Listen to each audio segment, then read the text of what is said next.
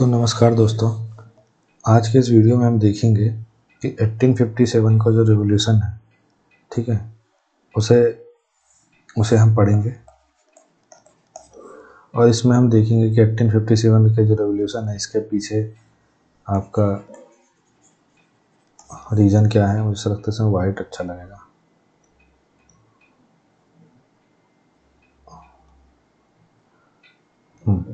इसमें रीज़न क्या है कि भाई हुआ क्यों।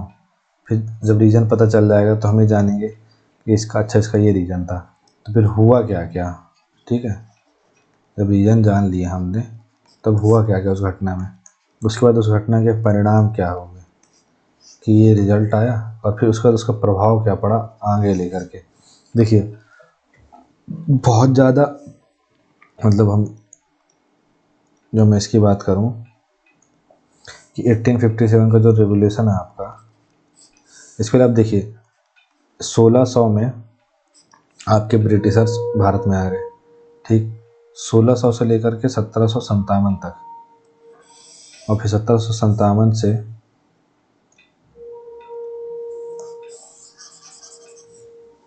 1600 से लेकर 1757 तक में आपके कितने साल हो गए?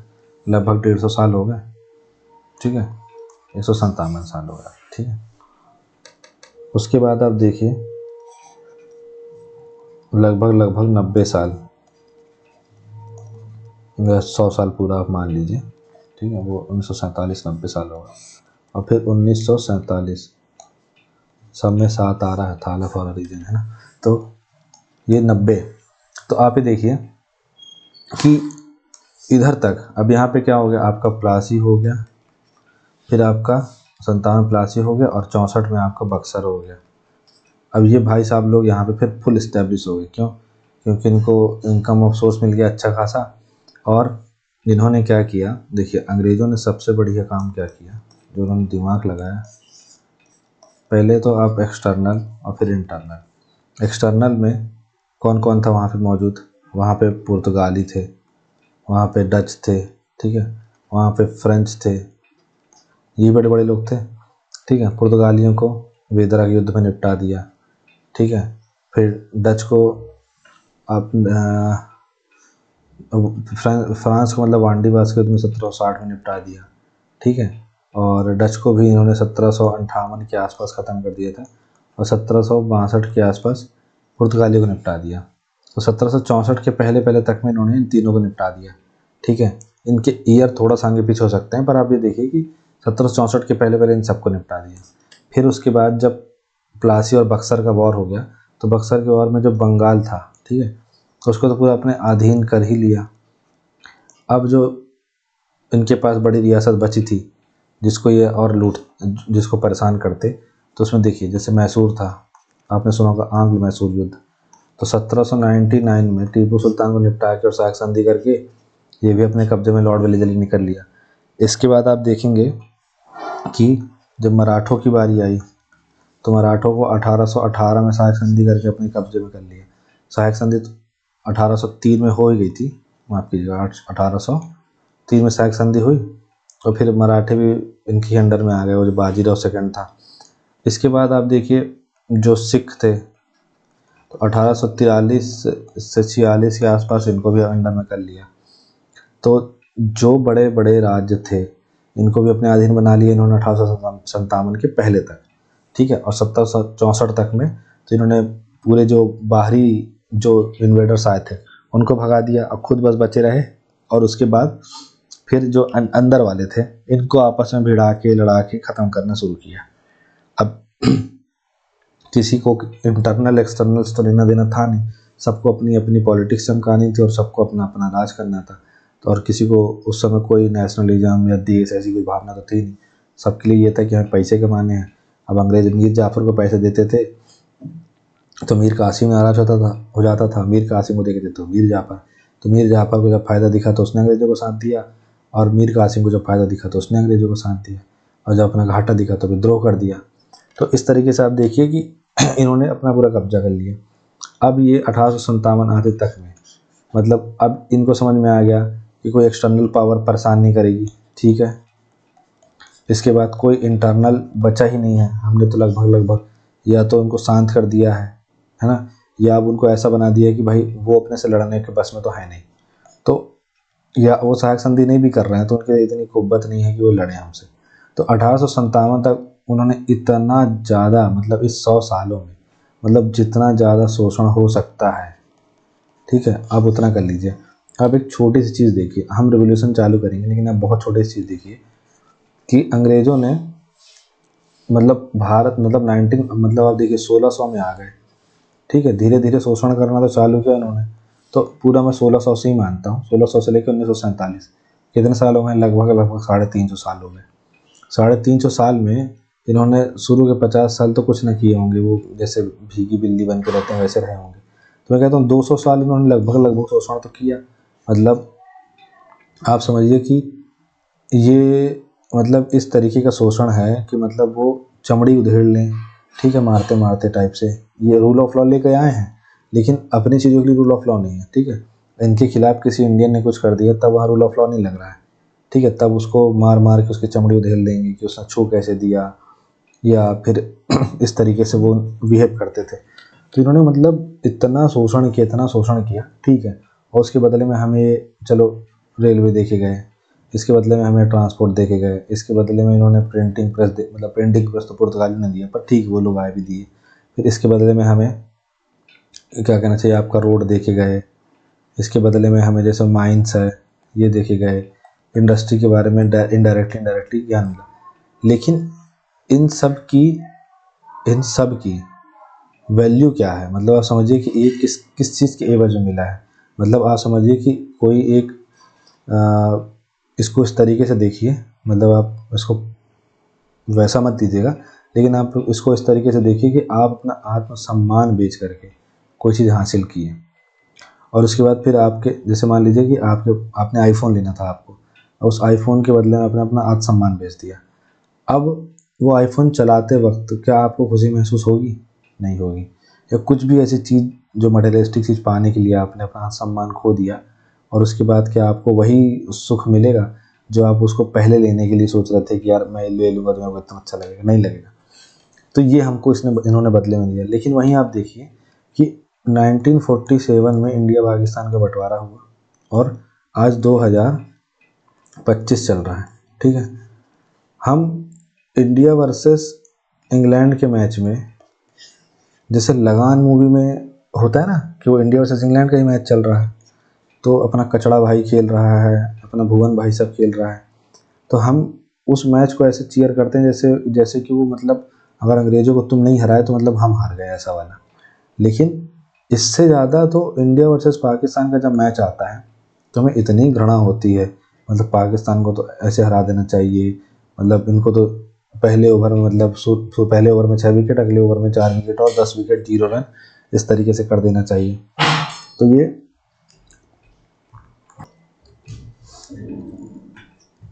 तो इस तरीके से इनको परफॉर्म करना चाहिए, लेकिन हो इसका उल्टा जाता है। होता ये है यहाँ पे कि मतलब इंडिया वर्सेस पाकिस्तान के मैच में हम इतना ज़्यादा इतना अपोज करते हैं कि मतलब मैच नहीं चल रहा है, जंग चल रही है। जबकि इन्होंने कितना शोषण किया यहाँ पे, बस सिर्फ हमारी रिलीजियस एक मैटर है, ठीक है, उसके अलावा और कुछ नहीं है। इन्होंने जितने लोगों को मारा, इन्होंने जितने लोगों का शोषण किया, इन्होंने जितने लोगों को परेशान किया, उसकी तो कोई वैल्यू ही नहीं है। लेकिन हम, मतलब देखिए, मतलब पर्सपेक्टिव शिफ्ट देखिए, हमारा पर्सपेक्टिव यहाँ शिफ्ट हो गया कि हमारा दुश्मन ही इन्होंने बदल दिया। मतलब खुद को इंडिया का दुश्मन पोर्ट्रे ना होते रहे, तो इसलिए उसने दुश्मन ही बदल दिया इंडिया का, कि इंडिया पाकिस्तान को अपना दुश्मन समझता रहे और हम किनारे हो जाए। और आज एकदम ऐसा बन के बैठा हुआ है जैसे कुछ नहीं जानता, गऊ है एकदम, ठीक है।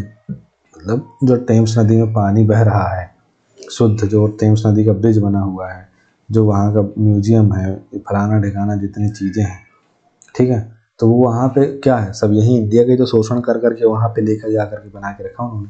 आज जो यूरोप चमक रहा है वो इसलिए चमक रहा है कि आप एफएल टावर देखते हैं या फिर और भी दूसरी जगह देखते हैं, तो हम जब देखते हैं कि वाह यार इनकी गलियाँ कितनी साफ हैं, क्या है, तो वही है, हराम की कमाई है। वो अगर वो चाहते कि वो उगा लें अपने अपने से, तो वो उनको भी आज उतना ही टाइम लगता है जितना सेकेंड वर्ल्ड कंट्रियों को लगता है। तो आप इस तरीके से समझिए कि इन्होंने इतना शोषण किया। ठीक, तो हम वही ये देखने जाएंगे कि जो 1857 का रिवॉल्यूशन हुआ उसके पीछे क्या कारण थे। ठीक है, क्यों रिवॉल्यूशन फेल हुआ, क्यों रिवॉल्यूशन इस तरीके से परफॉर्म हुआ, क्यों फेल हो गया, किसने साथ दिया किसने नहीं दिया, वो सब चीज़ें देखेंगे हम। ठीक है, तो ये इसका जो सिलेबस है यूनिट 3 का, उसमें एक खास चीज़ आप याद रखिए कि पहला टॉपिक जो है impact of British rule on Indian economy and society, दूसरा है reaction of Indians against British colonial rule, peasant and tribal rewards. पहले वाले में क्या देखना है कि जो ब्रिटिश रूल था उसका इंडिया की इकोनॉमी में और इंडिया की सोसाइटी में क्या इम्पैक्ट पड़ा। दूसरा, जो इंडियंस थे उन्होंने क्या रिएक्शन दिया ब्रिटिश की कॉलोनियल रूल के खिलाफ में। दूसरा, इसमें जो पीजेंट्स हैं जो किसान थे उन्होंने क्या रोल निभाया, और जो ट्राइबल्स हैं उन्होंने क्या रोल निभाया। तीसरा, the first freedom movement of independence, तो जिसमें हम 1857 का रिवोल्यूशन पढ़ते हैं। फिर अगला टॉपिक इसमें आएगा Indian Renaissance, national freedom movement and it's leader.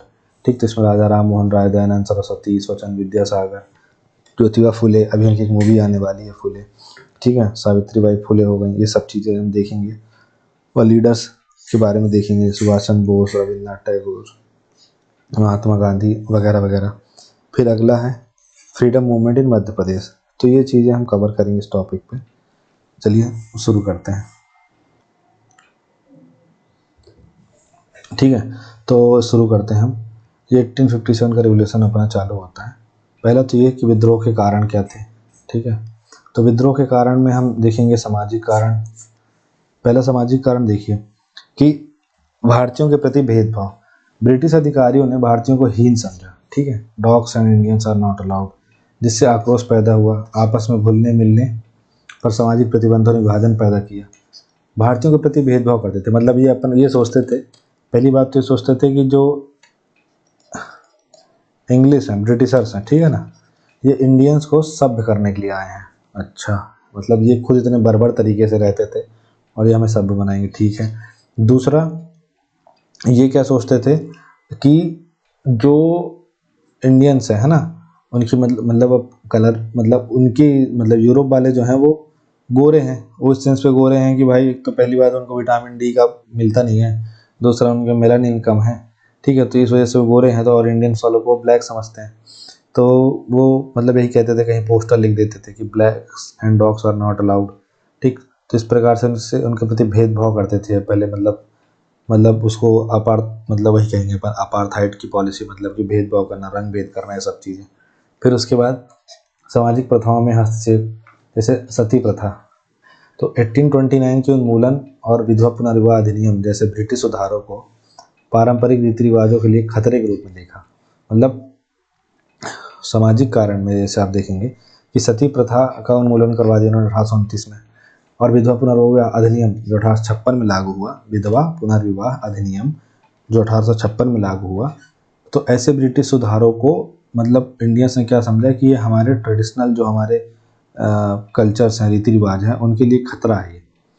ठीक है, मतलब इनको बंद कर रहे हैं तो अंग्रेज हमारे लिए खतरा है।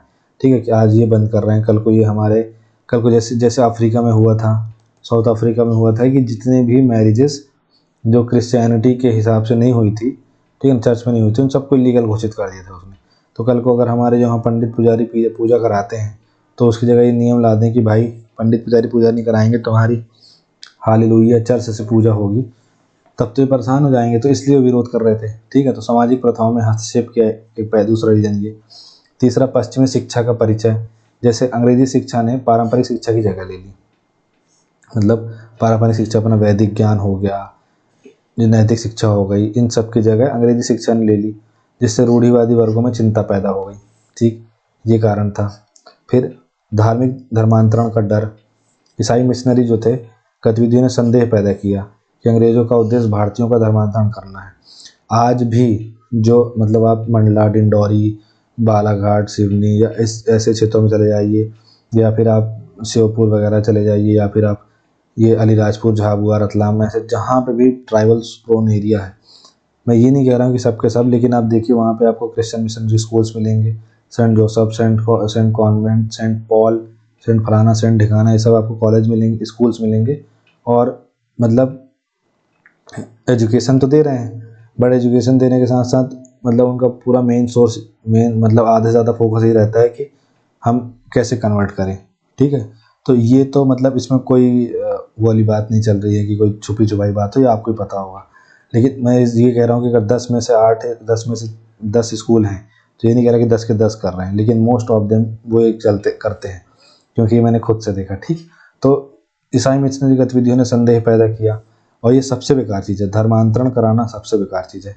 धर्मांतरण अगर स्वेच्छा से हो रहा है तो अपनी जगह वो अलग चीज़ है, लेकिन कोई अगर मुस्लिम से भी हिंदू बनना चाह रहा है, हिंदू से मुस्लिम बनना चाह रहा है, कुछ भी, धर्मांतरण इसलिए क्योंकि वो जिस रिलीजन में रह रहा है उसमें तो चलिए उसका एक वर्ण फिक्स है, यहाँ उसको ये है कि मेरे को इतनी इज्जत तो मिली ही हुई है। लेकिन जब ये इस रिलीजन को छोड़ के दूसरे रिलीजन में जाएगा तो क्या उसको उस रिलीजन वाले कोई टॉप दर्जा दे देंगे? नहीं देंगे। मान ली मुसलमानों में पठान और ये सब मुख्य दर्जा होता, तो क्या उसको आज आज उसका नाम है छेदी लाल, तो यहाँ जा कर के सुराख अली जो हो जाएगा, तो क्या ये सुराख अली को यहाँ पे पठान का दर्जा मिल जाएगा? नहीं मिलेगा। क्या वो कल को मौलवी प्रीस्ट बन जाएगा? नहीं मिलेगा। यहीं से ये कभी मान लो माइकल हॉल हो गया, यही जो छेदी लाल था यहाँ पे सुराख अली हुआ, यहाँ पे माइकल हॉल हो गया क्रिश्चियन में, तो क्या इसको ये चर्च का पादरी बना देंगे? इसका बाप्टिज्म होगा, है ना, और कुछ भी इसको नहीं मिलेगा, और ये भी यहाँ पे भी एकदम लोएस्ट स्तर पे ही रहेगा। और वह जो कहा था ना स्वामी दयानंद सरस्वती ने कि अपने देश का बुरे से बुरा शासक भी दूसरे देश के अच्छे से अच्छे शासक से बहुत अच्छा है, क्योंकि आप इधर रह रहे हैं, अभी आपको यहाँ बुराई लग रही है, जहाँ जब आप पहुँचेंगे तो आपको लगेगा कि मैं यहाँ पे सबसे बेटरमेंट स्थिति में था, ठीक है। तो धर्मांतरण किसी भी नज़रिए से अच्छा नहीं होता है। इसके बाद आप देखिए नस्ली पूर्वाग्रह। ब्रिटिश अधिकारी खुद को श्रेष्ठ मानते थे, मतलब उनको लगता था हमारा ब्लड प्योर है। एक सेकंड रुकिएगा, हाँ थोड़ी देर से। इसके बाद आप देखिए कि भारतीयों को उच्च प्रशासनिक भूमिकाओं से वंचित रखते थे, मतलब जो सैन्य वर्ग था उसमें भी मतलब ये हवलदार या उससे छोटे पद में ही रखते थे, बड़ा पद नहीं देते थे इनको। आगे बढ़ते हैं। आर्थिक कारण। आर्थिक कारण में अगर आप देखेंगे कि क्या आर्थिक कारण है, तो जैसे देखिए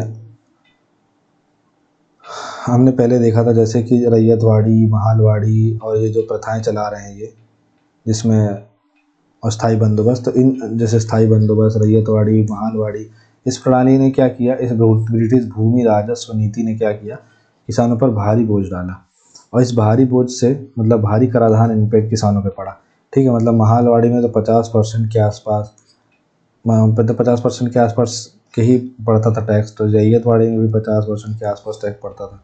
स्थाई बंदोबस्त में तो ऐसा था कि एक फिक्स कर दिया गया था कि सेरी से इतना उगाना है, तो फिर जो जमींदार थे, लठैत थे, वो तो भर भर के उगाते थे। तो अंग्रेज़ों ने भारी कराधान लगाया, ठीक है, मतलब आमदनी अट्ठन्नी, खर्चा रुपया वाली स्थिति हो गई इनकी। दूसरा, स्थानीय उद्योगों का विनाश। ब्रिटिश औद्योगिक वस्तुओं ने भारतीय बाजारों में बाढ़ ला दी, जिससे पारंपरिक कारीगरों को आर्थिक कठिनाइयों का सामना करना पड़ा। अब देखिए जो पारंपरिक कारीगर थे, अब यहाँ पे एक चीज़ समझिएगा कि जो शहर होता है और जो गांव होता है उसमें मेन अंतर ये होता है कि यहाँ पे अभी ज़रूरत चल रही है, ठीक। ये ज़रूरत पे फोकस्ड है, ऐसा नहीं कि ये गरीब है, मतलब सबसे बड़ी दिमाग से वो हटा लीजिए कि गांव गरीब है, ये अपनी ज़रूरत पे फोकस कर रहे हैं, ठीक है। इनके पास अगर ये भी, जैसे आप देखिए पंजाब में, हरियाणा में, वहाँ के किसान अमीर हैं, ठीक है। तो अमीर हैं इस सेंस पे नहीं कि उनके पास ऑडी मर्सिडीज है, वो अमीर है इस सेंस पे कि उनके पास जो जीवन यापन करने के लिए चाहिए वो पर्याप्त है, वो सरप्लस में है। अगर आपके पास ऑडी सरप्लस में है तो आप ऑडी खा नहीं लेंगे, लेकिन आपके पास दाल चावल, ठीक है, गेहूँ, ये सरप्लस में है तो आप ज़िंदगी भर खा लेंगे। तो ये इस सेंस पे तो अपनी ज़रूरतें इनकी पूरी हैं। शहर में क्या होता है, शहर में ये होता है कि सरप्लस भले ना हो, मतलब कल का भी भरोसा ना हो, लेकिन दिखना ऐसा चाहिए कि अपने पास 2 साल की चीज़ें हैं, ठीक है। दूसरी चीज़, यहाँ एक मटका आएगा, यहाँ मटका आएगा पानी पीने के लिए आ रहा है, यहाँ आ रहा है तो लिविंग रूम में रखने के लिए आ रहा है। तो अब उस समय के हिसाब से जो शहर है, वो शहर के काम कौन कर रहा है? जो राजा महाराजा हैं, उनके घर परिवार वाले। तो रानी साहिबा जब मटका लेने जाएंगी, उनके लिए जो मटका आएगा, तो उस मटके में क्या होगा? तो भाई वो मटका ऐसा होगा कि उसमें खूब सारी डिज़ाइंस होंगी, कुछ कुछ बना होगा यहाँ, ठीक है। तो ऐसा मटका रानी साहिबा लेंगी, तो इससे जो कारीगर हैं, जो शिल्पकार हैं, उनको कितना फ़ायदा होगा। लेकिन अब राजा महाराजाओं की भी इन्होंने बोलती बंद कर दी अंग्रेज़ों ने, ठीक है। इनके भी मतलब सहायक संधि कर ली, तो इनके पास जो पैसे हैं जिनसे इनका भरण पोषण होगा वो भी सैन्य खर्च में लगवा दिया। तो आप देखेंगे कि राजा महाराजाओं की भी बहुत इनकम कम हो गई। तो जब इनकी राजा महाराजा के द्वारा डिमांड कम हो गई तो ये कारीगरों के पास कुछ काम ही नहीं बचा, ठीक है, क्योंकि इनके कस्टमर तो यही थे। अब जो लुई विटॉन जैसी चीज़ें हैं वो हम तो ख़रीदते नहीं हैं, लेकिन अगर मान लीजिए महारानी विक्टोरिया या फिर जो नीता अंबानी इनके पास ही पैसे ख़त्म हो जाए तो लुई विटॉन बेचारा क्या करेगा। ऐसी स्थिति इनके साथ हुई। फिर अगला था संसाधनों का दोहन। भारत की संपत्ति ब्रिटेन में चली गई, इससे घरेलू अर्थव्यवस्था कमज़ोर हो गई। देखिए जी अपना मैप है इंडिया का, ठीक है। अब यहाँ यूरोप मान लीजिए अपने यहाँ पे ब्रिटेन हो रखा है, ठीक है। यहाँ से माल ले गए यहाँ, ठीक है। अब यहाँ से जो सूरत बंदरगाह है, मुंबई बंदरगाह, ये सबसे यहाँ से कच्चा माल लेके गए, कच्चे माल में लोहा लेके गए, लकड़ी लेकर के गए तो नाव बना करके लाए, ठीक है। कच्चा माल लेके गए, कॉटन लेकर के गए, ठीक है। नील लेकर के गए तो नील लेकर के गए तो ड्राई नील बना करके लाए, ठीक है। आया नया उजाला 4 बूंदों वाला, ये चीज़ करके। फिर इसी के लिए तो 3 कठिया वाली सिस्टम हुआ था। और फिर हम देखेंगे 1917 में जो गांधी जी ने चंपारण किया था। फिर उसके बाद यहाँ कॉटन लेके गए, तो कॉटन यहाँ लेके गए तो बढ़िया कपड़े बना करके लाए, ठीक है। तो यहाँ बो रहे हैं कॉटन, यहाँ उगा रहे हैं शर्ट भाई साहब, तो वहाँ से यहाँ आ जाएगा माल और यहाँ बेचेंगे। मतलब आप समझिए कि कितना बड़ा दिमाग लगा है। यहाँ बनाएंगे तो इनको पता चल जाएगा, इनको नहीं पता चलना चाहिए। अच्छा, और इनको पता चल जाएगा वो तो छोटी चीज़ है। यहाँ इंडस्ट्री लगाएंगे, यहाँ पैसा कौन लगाएगा, नहीं लगाएगा कोई पैसा। पहली बात, यहाँ मजदूर भले सस्ता मिल जाएगा लेकिन यहाँ के लोगों को चीज़ सस्ती मिलने लग जाएगी, ठीक है। तो ऐसा नहीं होना चाहिए। तो यहाँ गया माल, ठीक है, यहाँ बनने गया, यहाँ से यहाँ बना, तो यहाँ जब बनेगा तो यहाँ की इंडस्ट्री चलेगी, यहाँ के लोग पैसा कमाएंगे और फिर यहाँ बेचेंगे और यहाँ महंगे में भी बेचेंगे, ठीक है। और यहाँ इस तरीके से स्थिति कर देंगे कि यहाँ पे सिर्फ ब्रिटेन का माल बिकेगा, और सिर्फ ब्रिटेन का जब माल बिकेगा तो इंडिया के में जो भी हथकरघा चल रहा होगा वो बेचारा 10 दिन में जितना बना पाएगा या तो 2 दिन में बना के रख देंगे उतना, और ये पूरा बेच डालेंगे। तो इस तरीके से संसाधनों का दोहन हुआ।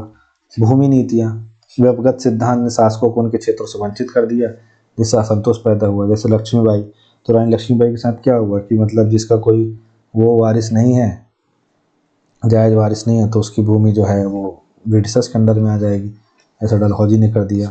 फिर गरीबी और बेरोजगारी, आर्थिक स्थिरता और काम छूटने से जनता में निराशा पैदा हुई, तो ये सब कारण थे। फिर आप देखिए राजनीतिक कारण में वही देखिए व्यक्तिगत का सिद्धांत, डॉक्ट्रिन ऑफ लैप्स, डलहौजी ने नीति लाई थी ये, और कई भारतीय राज्यों का विलय हुआ जिससे शासक और नागरिक नाराज हो गए। इसमें व्यक्तिगत का सिद्धांत नहीं होता था ना कि जैसे जो राजा है अगर उसकी जायज़ संतान नहीं है तो उसकी जो संपत्ति है वो अंग्रेज़ों को ट्रांसफ़र हो जाएगी, बस बात ख़त्म। वो उसने किसी को गोद लिया है नहीं लिया उससे मतलब नहीं पड़ेगा उनको। फिर अवध का जब विलय हुआ तो बहुत ही जबरन हुआ, मतलब उसको कुशासन का आरोप लगा करके फोकट में कुछ जबरन विलय से अवध के कुलीन वर्ग और सैनिकों के गौरव को गहरी ठेस पहुंची। तो अवध का विलय भी किया इन्होंने 1856 में। तो ये तो मान लीजिए तत्कालिक कारण में से एक ही हो जाता है। फिर तीसरा था भारतीय राजाओं का अनादर। ब्रिटिश अधिकारियों ने पारंपरिक भारतीय शासकों को अपमानित किया जिससे उनका प्रभाव कम हो गया, ठीक है, ईगो हर्ट कर दिया। प्रशासन में भ्रष्टाचार, ब्रिटिश अधिकारी भ्रष्टाचार में लिप्त थे जिससे जनता की शिकायतें और बढ़ गई। आप देखिए कि मतलब क्या होता था कि जो इंपोर्ट होकर के चीज़ें आ रही हैं इधर, ठीक है, तो यहाँ के जो मर्चेंट्स हैं, व्यापारी हैं, जो इनको यहाँ बेचेंगे तो उनको पता है कि भारत में कोई और तो सामान बेच नहीं रहा, हम ही बेच रहे हैं। तो इन इंडियन मर्चेंट से अंग्रेज इतना पैसा लेते थे जिसकी कोई हद नहीं है, ठीक है, क्योंकि इनको पता है कि ये माल ब्रिटेन से बन के आएगा और सिर्फ यही बेचेंगे और इंडिया में किसी और के पास है नहीं ये माल बेचने का हक, और इनके पास फुल सप्लाई है और डिमांड भी फुल है, तो ये तो बेचेंगे कमाएंगे ही, तो इनसे ब्रिटिशर्स कमा रहे हैं खूब पैसा। फिर राजनीतिक प्रतिनिधित्व का अभाव, शासन में भारतीयों की कोई भूमिका नहीं थी जिससे निराशा ही बढ़ रही थी, ठीक। तो ये जो इनकी ये सब चीज़ें थी मतलब पॉलिसीज थी। फिर इसी में ही आप और डाल सकते हैं कि मतलब जैसे विवाह की आयु घटाना, ठीक है। और ऐसे लॉ बनाना, जैसे कि एक लॉ बनाया इन्होंने कि बलि प्रथा वाला, दास प्रथा वाला। तो इन सब चीज़ों ने भी, इन सब एक्ट्स ने भी राजनीतिक कारण मतलब बने कि जिससे विद्रोह हुआ। फिर सैन्य और सशस्त्र कारण, तो सेना रैंक में भेदभाव कि भाई आपका सिलेक्शन हुआ, एनडीए में आप सिलेक्ट हुए, अब आपको इस वजह से कि आपकी कास्ट ये है, कास्ट वो है, तो आपका प्रमोशन नहीं हो, तो आपके अंदर तो भेद वो हो जाएगा, गुस्सा तो आएगी। तो यहाँ भी यही चला, भारतीय सैनिक मतलब अपनी उम्र खपा दिए, फिर उन्हें कम वेतन और प्रमोशन ही नहीं मिला। दूसरा, एनफील्ड राइफलों का उपयोग, ठीक है, ये तो तत्कालिक कारण बना, इसको हम आखिरी में देखेंगे, ये आप याद रखिएगा, बाद में इसको देखेंगे, ठीक है। तीसरा, भारतीय सैनिकों के प्रति सम्मान की कमी, ब्रिटिश सेना में बहुमत होने के बावजूद भारतीय सैनिकों को कमतर आंका जाता था, ठीक है, वो तो समझेंगे ही। सांस्कृतिक असंवेदनशीलता, भारतीय धार्मिक भावनाओं के प्रति ब्रिटिश अधिकारियों की उपेक्षा ने सैनिकों को नाराज किया, जैसे कि ये मतलब क्या कहना चाहिए, जैसे कि तिलक लगाना, पगड़ी पहनना, इन सब चीज़ों का विरोध किया जाता था, ठीक है। आज भी आप देखिए कि जो इंडियन आर्मी है उसमें जो पंजाबी होते हैं प्रॉपर पगड़ी पहनते हैं, ठीक है। तो ये सब चीज़ों का मतलब भेदभाव चलता था इधर। फिर विदेशी अभियानों के लिए तैनाती, भारतीय सैनिकों को पर्याप्त पुरस्कार के बिना देशी भूमि पर लड़ने के लिए मजबूर किया जाता था। फिर जब ये वहाँ से वापस लौट के आते थे, तो जो इनकी पंचायतें थी इनका बहिष्कार कर देती थी कि भाई साहब आप तो समुंदर से होके आ गए हैं। फिर धार्मिक कारण, वही जबरन धर्मांतरण, ठीक है। उसके बाद मिशनरी गतिविधियाँ, उसके बाद आप देखिए धार्मिक प्रतीकों का अनादर करना, जैसे कि पवित्र स्थानों में जूते पहनकर प्रवेश कर देना, ये सब हरकतें करते थे। उसके बाद सांस्कृतिक परंपराओं में हस्तक्षेप, ब्रिटिश अधिकारियों ने सामाजिक सुधार लागू किए जिससे पारंपरिक रीति रिवाजों को खतरा पैदा हो गया। वो आपने पहले देखा, सती प्रथा, विधवा पुनर्विवाह, ये सब चीज़ें धर्म और समाज दोनों से जुड़ी हुई हैं। फिर ब्राह्मणवादी प्रभुत्व को भी चुनौती दी इन्होंने, ब्रिटिश सुधारों ने ब्राह्मणों को भाव को कमज़ोर कर दिया जिससे अशांति पैदा हुई, कि मतलब उन्होंने जो इंडियन सोसाइटी में जो चीज़ें बनी हुई हैं उसको माना ही नहीं, उसको उन्होंने वैल्यू नहीं दी। तो ये सब कारण थे जिसकी वजह से 1857 का विद्रोह पनपा।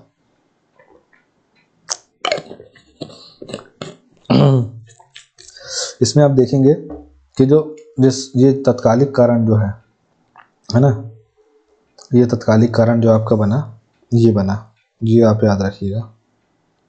इसको मैं थोड़ा सा मिटा देता हूँ।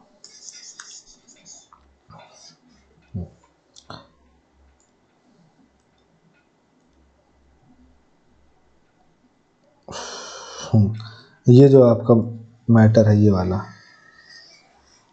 ये फिर से वही करा सिलेक्ट होगी मुझे लगता है।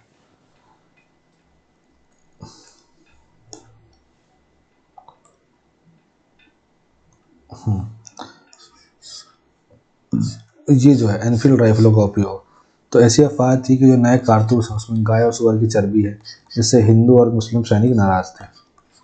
तो ये तत्कालिक कारण बना। इसके लिए अगर आपने मंगल पांडे पिक्चर देखी होगी तो आपको बहुत अच्छे समझ में आ जाएगा ये, ठीक है। तो ऐसी अफवाह थी। अब सुअर की चर्बी मुसलमानों के लिए हराम थी और गाय की चर्बी हिंदुओं के लिए। देखो, हिंदू गाय पवित्र मानते हैं और सुअर को मुसलमान जो है वो मतलब वो मानते हैं, अछूत मानते हैं, हराम मानते हैं, ठीक है। जैसे शराब हराम है, जैसे सुअर हराम है, ठीक है।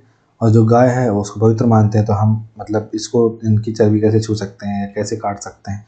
तो वो अफवाह फैली और उसके बाद फिर जो विद्रोह शुरू हुआ भाई साहब, तो आपको तो पता ही है, ठीक। तो ये ब्रिटिशर्स और अंग्रेज़ों के बीच विद्रोह हुआ जम के।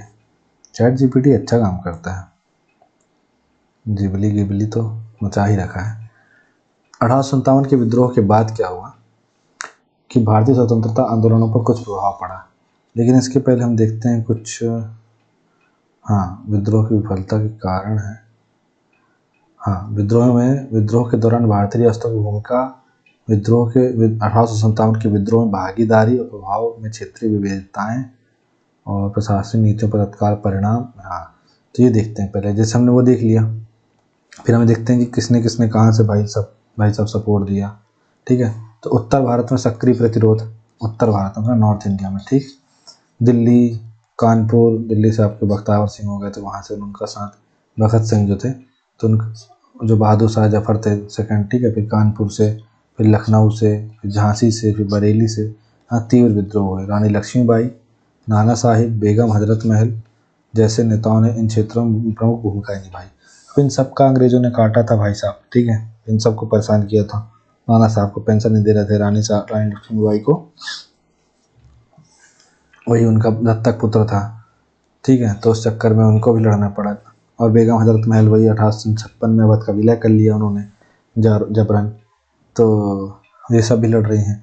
फिर दक्षिण भारत में सीमित भागीदारी, मतलब मद्रास प्रेसिडेंसी और मैसूर जैसे क्षेत्रों में विद्रोह का न्यूनतम प्रभाव पड़ा। मजबूत ब्रिटिश नियंत्रण, वफादार रियासतें और स्थानीय अभिजात वर्ग में असंतोष की कमी ने भागीदारी को कम कर दिया, ठीक है। देखिए मैसूर जब 1799 में टीपू सुल्तान ख़त्म हो गया तो उसके बाद उधर ऐसा कुछ बचा ही नहीं।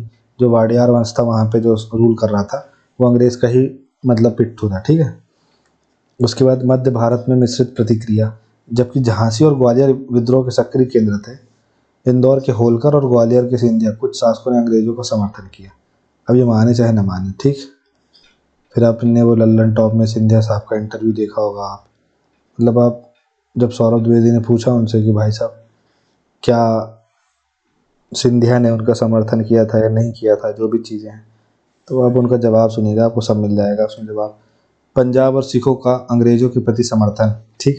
अंग्रेज सिख युद्धों के बाद सिखों ने विद्रोह को अपने हितों से असंबंधित संघर्ष के रूप में देखा, अंग्रेजों के साथ गठबंधन किया, परिणाम स्वरूप पंजाब काफ़ी हद तक शांतिपूर्ण रहा। फिर पूर्वी भारत में आदिवासी और ग्रामीण विद्रोह, बिहार, उड़ीसा, छोटा नागपुर, पठार जैसे क्षेत्रों में आदिवासी समूह और जमींदारों के नेतृत्व में छिटपुट विद्रोह हुए। बिहार में कुंवर सिंह जैसे नेताओं ने ब्रिटिश शासन का जमकर विरोध किया। तो आप यहाँ पे पाएंगे कि 1857 के विद्रोह में मोटा माटी, है ना, ये वाला जो पोर्शन है, ये वाला, ठीक है, इसके अलावा कहीं लड़ाई झगड़ा नहीं हो रहा, ठीक है, यही सब बस यही विद्रोह हो रहा है और उसके अलावा कोई भी जो है विद्रोह में भाग नहीं ले रहा है, बस आप इतना याद रखिए। अच्छा वो सब नहीं ले रहे, नहीं तो आपको कितना सरनामा याद करना पड़ता है ना। फिर विद्रोह के दौरान भारतीय रियासतों की क्या भूमिका रही, तो विभाजित भागीदारी वफादारी थी, ठीक है। जैसे कि बेगम थी भोपाल की, वो खुला समर्थन था उसका अंग्रेजों को, ठीक। कुछ रियासतों ने विद्रोह को सक्रिय रूप से समर्थन किया, जिसमें बिहार के कुंवर सिंह हो गए, रानी लक्ष्मीबाई हो गई, बेगम हजरत महल हो गई, बहादुर शाह जफर हो गए, ठीक है। फिर अन्य संधियों, राजनीतिक लाभ हो या अपनी शक्ति खोने के डर के कारण अंग्रेजों के प्रति वफादार बने रहे। तो विभाजित वफादारी थी, कोई साथ दे रहा था और कोई नहीं दे रहा था। देखिए साथ सिर्फ वही, मतलब 1857 का विद्रोह जो विद्रोह था उसको सिर्फ वही मतलब लीड कर पा रहा था, उसको ही चला रहा था जिसको अंग्रेजों ने बहुत अच्छे से नुकसान पहुंचाया है और उसके पास लड़ने के अलावा कोई ऑप्शन नहीं बचा है, बस वही लोग लड़ रहे थे। विद्रोह के समर्थक रानी लक्ष्मीबाई के अधीन झांसी, बेगम हजरत महल के अधीन अवध जैसे राज्यों ने ब्रिटिश सेना का विरोध करने में भूमिका निभाई। इन नेताओं ने स्थानीय बलों को संगठित किया और रणनीतिक नेतृत्व प्रदान किया। फिर अंग्रेजों का समर्थन करने वाले वफादार राज, ग्वालियर के सिंधिया, इंदौर के होलकर, हैदराबाद के निजाम जैसे कई रियासतों ने अंग्रेजों के साथ गठबंधन किया। उनके समर्थन ने विद्रोहियों को काफ़ी कमज़ोर कर दिया। मतलब ये लोग, अगर इनकी भी सेना लड़ जाती तो फिर अंग्रेजों को बहुत मुश्किल हो जाती, बात ये थी। फिर तटस्थ राज, कुछ शासकों ने टकराव से बचने के लिए तटस्थता बनाए रखी। इस निष्क्रिय रुख ने विद्रोह को दबाने के ब्रिटिश प्रयासों को अप्रत्यक्ष रूप से लाभ पहुंचाया। फिर मतलब अच्छा कुछ ऐसे भी हैं जो साथ नहीं दे रहा है ना, मतलब जो उसमें अंग्रेजों का साथ दे रहा था वो तो चलो समझ में आ गया कि वो भारतीयों का साथ नहीं दे रहा है, लेकिन जो तटस्थ बना हुआ है वो सबसे बड़ी समस्या है, ठीक है। जो तो बाद में बोल देगा कि भाई हमने तो मतलब जो भारतीय थे उनका विरोध नहीं किया, तो भाई तूने उनका साथ भी तो नहीं दिया। फिर परिणाम पर प्रभाव, रियासतों के विभाजित रुख ने विद्रोह को एक एकीकृत राष्ट्रीय आंदोलन में विकसित होने से रोक दिया, ठीक है। कहाँ से एकीकृत होगा, पंजाब वाला अपनी सोच रहा है, वो अपनी सोच रहा है, जिससे इसकी अंतिम विफलता में योगदान मिला। प्रभावशाली राज्यों की वफादारी ने अंग्रेजों को महत्वपूर्ण लाभ पहुंचाया। अब देखिए हुआ क्या, अगर आपको बहुत अच्छे समझना है ना 1857 असली में है क्या, तो आप देखिए कि जैसे कोई व्यक्ति है जो मतलब MPPSC की तैयारी कर रहा है और वो बंदा बस मतलब सोच रहा है कि प्री मेंस इंटरव्यू सोच रहा है कि इतना निकल जाएगा अपना सिलेक्शन हो जाएगा, लेकिन इस चीज़ की इसके पास प्रॉपर स्ट्रेटजी नहीं है, प्रॉपर रिसोर्सेस नहीं है, डिवोशन नहीं है, तो ये तो संभव नहीं है। तो 1857 के विद्रोह में हुआ क्या कि कुछ ऐसा ही हुआ उनके साथ। आप एक चीज़ सोचिए, अगर 1857 के विद्रोह में इंडिया वर्सेस इंग्लैंड जो चल रहा था, तो तब तो इंडिया था नहीं, ठीक है। अगर मान लीजिए कि इंग्लैंड हार जाता, ठीक है, ब्रिटिशर्स हार जाते, तो फिर से क्या राजशाही आ जाती ना। और जब फिर से राजशाही आ जाती, तो आज हम जिस स्थिति में हैं वो कब तक आती। तो आप इस चीज़ के बारे में एनालिसिस करिए कि 1857 का विद्रोह जो हुआ, अगर उसमें भारतीय सफल हो जाते, तो तब क्या जो भारतीय हैं कि कौन मतलब ऐसा होगा कि केंद्र में रूल करेगा, ठीक है, किस प्रकार से शासन चलेगा, क्या चलेगा, या वो अपना अपना जो क्षेत्र है वो जीत करके वहीं वहीं रहेंगे, फिर आपस में बाद में लड़ते रहेंगे, क्या सिस्टम चलता। ऐसी तो कोई रूपरेखा ही नहीं थी, ठीक है। तो बिना बिना प्लानिंग के होने वाला मतलब इस टाइप का एक आंदोलन है ये। तो आप इससे आप एनालिसिस करने के बाद आप सोचिएगा कि अगर हम जीत भी जाते और 1857 का विद्रोह अगर भारतीय जीत जाते, तो उसके बाद क्या होता, ठीक है। हमने तो अभी तक यही सोच रहे हैं ना कि हम हार गए और अंग्रेज जीत गए, पर चलिए हम जीत जाते तो क्या होता, ये सोचिएगा एक बार। अब इधर पे आते हैं, 1857 के विद्रोह की विफलता के कारण क्या थे, ये देखना था हमें। और लेकिन उसके बाद देखते हैं कि पहले ये देख लेते हैं कि विद्रोह का जो अन्य आंदोलन थे उस पर क्या प्रभाव पड़ा है, ठीक है। तो जैसे 1857 का विद्रोह हो गया, अब 1857 के बाद फिर 1947 में देश आज़ाद हुआ। तो तो ऐसा क्या हुआ कि इन 90 सालों में कि हमारा देश आज़ाद हो गया, ठीक। तो हमें देखना पड़ेगा कि इसका कुछ रोल रहा है क्या, इसने कुछ हमें सिखाया है क्या। जैसे आप एक मेंस में फेल होते हैं तो आपको कुछ सीख मिलती है कि भाई आंसर राइटिंग करूँगा, भाई पढ़ूँगा, शॉर्ट नोट्स बनाऊँगा, ठीक है। तो ऐसी क्या सीख मिली, तो पहला राष्ट्रवाद का उदय हुआ। विद्रोह ने राष्ट्रीय गौरव की भावना को जगाया, ब्रिटिश शासन के खिलाफ एकजुट भारत के विचार को बढ़ावा दिया। दूसरा, ईस्ट इंडिया कंपनी के शासन का अंत हुआ। ब्रिटिश क्राउन ने 1858 में सीधे नियंत्रण ले लिया, जिससे नए प्रशासनिक सुधारों की शुरुआत हुई। ईस्ट इंडिया कंपनी खत्म हो गई, अब ब्रिटिश क्राउन इसको संभालने लगा। अंग्रेजों द्वारा नीतिगत परिवर्तन हुए। अंग्रेजों ने आगे की अशांति को भड़काने से बचने के लिए सामाजिक और धार्मिक सुधारों में अधिक सतर्क दृष्टिकोण अपनाया। घुसते ही नहीं थे वो, है ना, मतलब घुसते ही नहीं थे। अब इसके बाद वो मतलब उनका ऐसा है कि अब तुम मरो बढ़ाओ, हमको मतलब नहीं। मजबूत सैन्य नियंत्रण। अंग्रेजों ने भारतीयों के प्रभुत्व को कम करने के लिए भारतीय सेना को पुनर्गठित किया, और उसमें अनुपात जो है, मतलब पहले ऐसा मान लीजिए कि अगर 10 भारतीय हैं तो 4 ब्रिटिशर्स होते थे, 14 लोगों में ऐसा होता था। अब ये होने लगा कि 4 भारतीय और 10 ब्रिटिशर्स, ठीक है। फिर भविष्य के नेताओं के लिए प्रेरणा मिली। लक्ष्मीबाई, तांत्या टोपे, बहादुर शाह जफर जैसे नेता साहस के प्रतीक बने, जिन्होंने भगत सिंह, चंद्रशेखर आजाद जैसे स्वतंत्रता सेनानियों को प्रेरित किया, ठीक। फिर उसके बाद क्या हुआ कि इंडियन नेशनल कांग्रेस का गठन भी हुआ 85 में। फिर क्या हुआ, सामाजिक धार्मिक सुधार आंदोलनों का विकास भी हुआ कि स्वामी विवेकानंद सरस्वती, राजा राम मोहन राय जैसे सुधारकों ने सामाजिक एकता और सांस्कृतिक पुनरुत्थान पर जोर दिया। किसान और आदिवासी आंदोलनों पर प्रभाव पड़ा। विद्रोह का प्रभाव इंडिगो विद्रोह 1859, पावना विद्रोह 1873, डेक्कन विद्रोह या डेक्कन दंगे 1875 जैसे बाद के विद्रोह में दिखाई दिया। फिर उसके बाद स्वदेशी सांस्कृतिक पहचान का पुनरुद्धार। विद्रोह ने भारतीयों को अपनी भाषा, कला, विरासत इनको संरक्षित करने के लिए प्रेरित किया, जिससे राष्ट्रवाद का सांस्कृतिक आधार मजबूत हुआ। साथ ही सशस्त्र संघर्षों की नींव डाली इसने। अनुशीलन समिति, गदर पार्टी जैसे क्रांतिकारी संगठनों ने 1857 के विद्रोहियों के बलिदान से प्रेरणा ली और उग्र राष्ट्रवाद को बढ़ावा दिया, ठीक है। तो ये प्रभाव पड़ा, मतलब कि राष्ट्रवाद का उदय हुआ, ईस्ट इंडिया कंपनी का शासन खत्म हो गया, अंग्रेजों द्वारा कुछ नीतिगत परिवर्तन हुए, जिससे उन्होंने बोला कि हम सोशल और रिलीजियस मैटर पे घुसेंगे नहीं। फिर आर्मी में क्या रिफॉर्म किया उन्होंने आर्मी में ये रिफॉर्म किया कि रेशियो चेंज कर दिया ब्रिटिशर्स का और इंडियन सोल्जर्स का। फिर भविष्य के जो नेता हैं उनको प्रेरणा मिली, भारतीय राष्ट्रीय कांग्रेस का गठन हो गया। फिर आप देखेंगे कि सामाजिक धार्मिक सुधार आंदोलनों का भी विकास हुआ। फिर आप देखेंगे किसान और आदिवासी आंदोलनों पर प्रभाव पड़ा।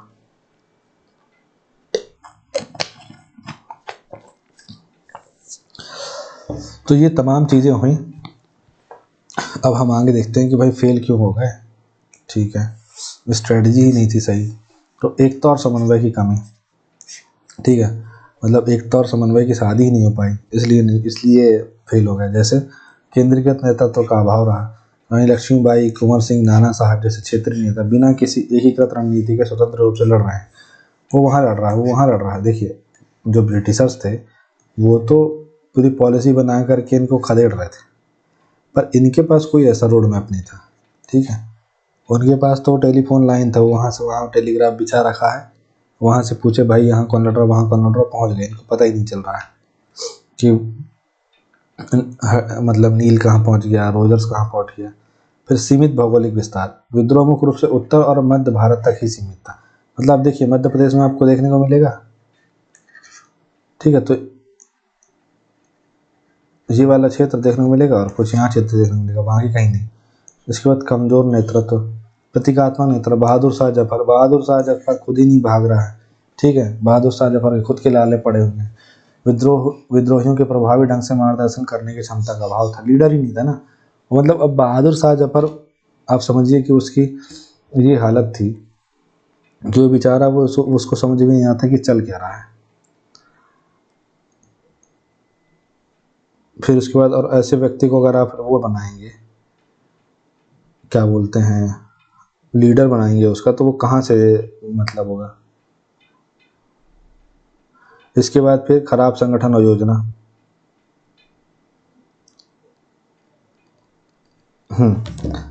कि तो देखिए पहले तो एक तौर समन्वय की कमी थी, पता ही नहीं है कि करना क्या है, प्रॉपर कोऑर्डिनेशन नहीं है, यूनिटी नहीं है। ठीक है, और बहादुर शाह जफर आप समझिए ये भाई 81-82 साल का था। ठीक है, मतलब अब बात ही क्या करूँ उसके बारे में। फिर सीमित भौगोलिक विस्तार था।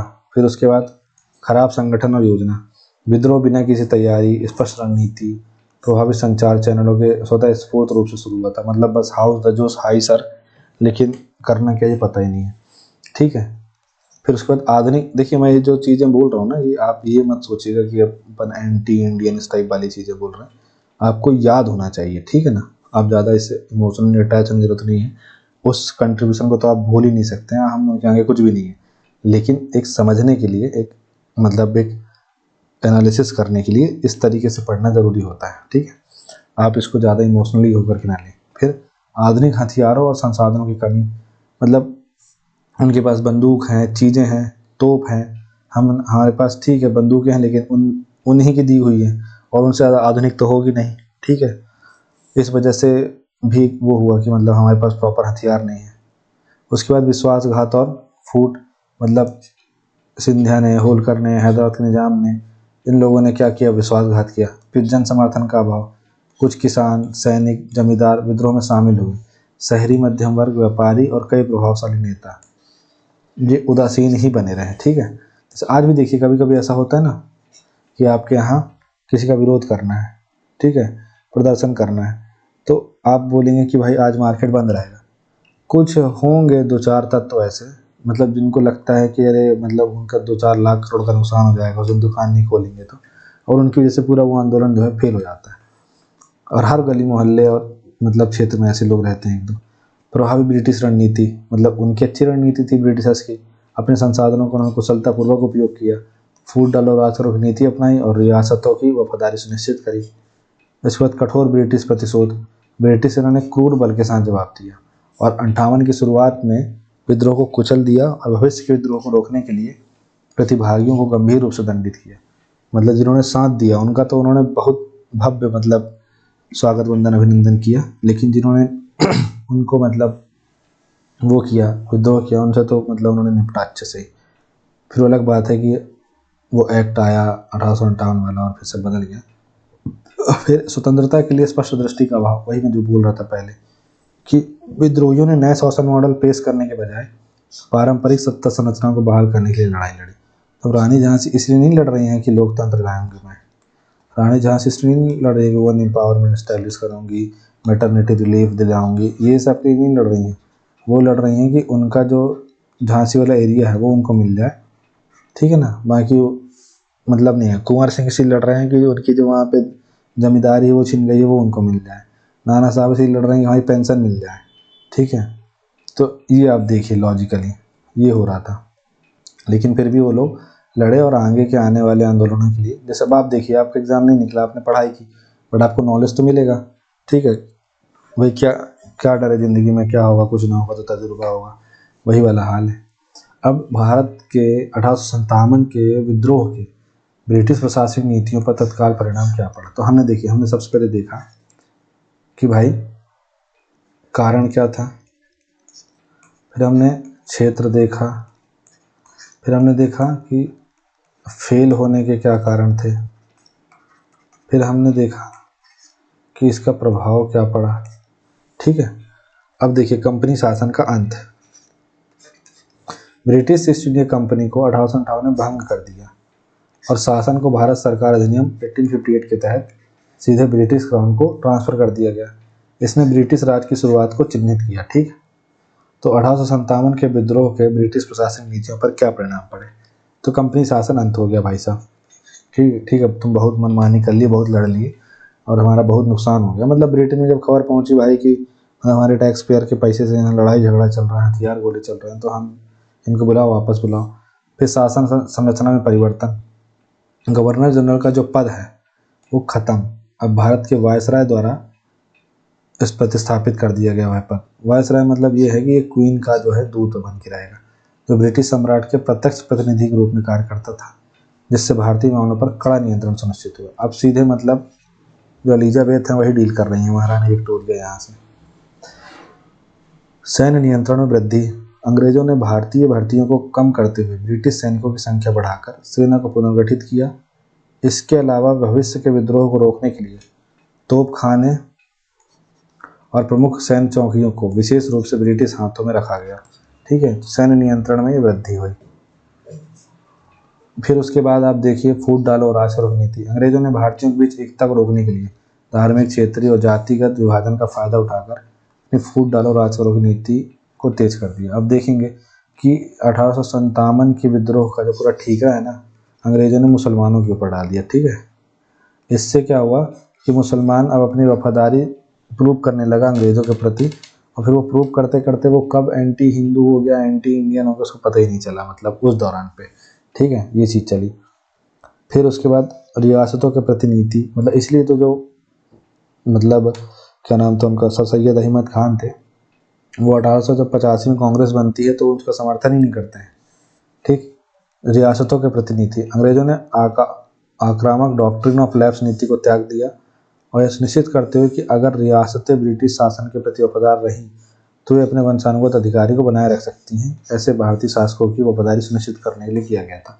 देखिए जिस वजह से विद्रोह के जो कारण थे, ठीक है, यही सब विद्रोह के कारण थे, तो वापस में इन सबको रिवोक कर दिया गया। ठीक है, इसलिए कर दिया क्योंकि इसी वजह से तो लड़ाई हुई थी, तो आप ये ध्यान रखिएगा। ठीक, तत्काल परिणाम मतलब क्या परिणाम पड़े, फिर रियासतों की क्या भूमिका थी, वहाँ पे विद्रोह में भागीदारी, प्रभाव, क्षेत्रीय विविधताएं क्या थी।